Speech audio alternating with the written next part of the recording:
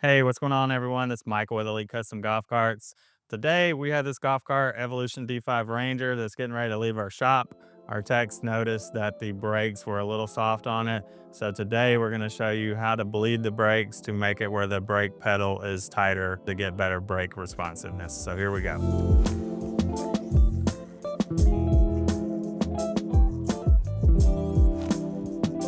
Okay, so it's a pretty simple process. You're gonna need an 8 mm wrench. You're gonna need some .3 brake fluid, and then our handy dandy hose here, which we're gonna attach onto the valve. Right here, we have your front brake caliper, and then you can see this black rubber piece right here is gonna be the cap that goes over the valve. So you just wanna take that black cap off, and you can see the valve right here, which is what the brake fluid is going to come out of when we open the valve and the brakes are pressed. So to catch our brake fluid, we're just going to put this hose on and go right into this bottle of brake fluid right there. And then whenever I open this, you want your second person that you're going to need for this job to press the brake pedal. So when we open this valve, they press the brake pedal. You're going to close the valve, and then they're going to let off the brake pedal. What that does is that pumps the fluid through the brake lines and out of this valve. So if there's any air in the lines, the air will come out with the fluid into our bottle here and out of the line. So the brakes will get harder to press. So, all right, we are open and closed. Open and closed. Open and closed. Let's do it one more time. Open and closed. All right, so if you see any air bubbles in the line, you want to keep doing it until you don't see any air bubbles coming out of this valve. If it's just straight brake fluid coming out, do it 2 or 3 times.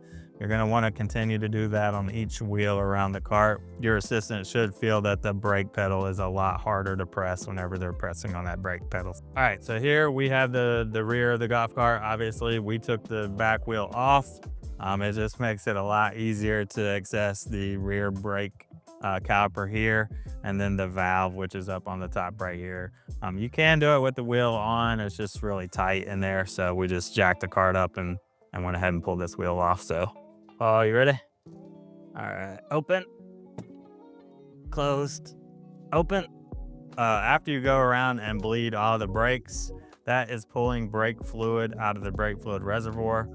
So we want to make sure we go back and add some brake fluid back to the reservoir to make sure that it's full. On the D5 model, we got your brake fluid reservoir right here.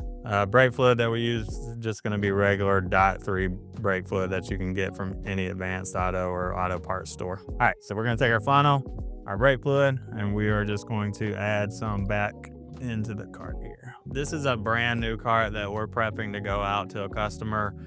For the brand new carts, we typically, once we bleed the brakes, just put the brake fluid back into our brake fluid bottle.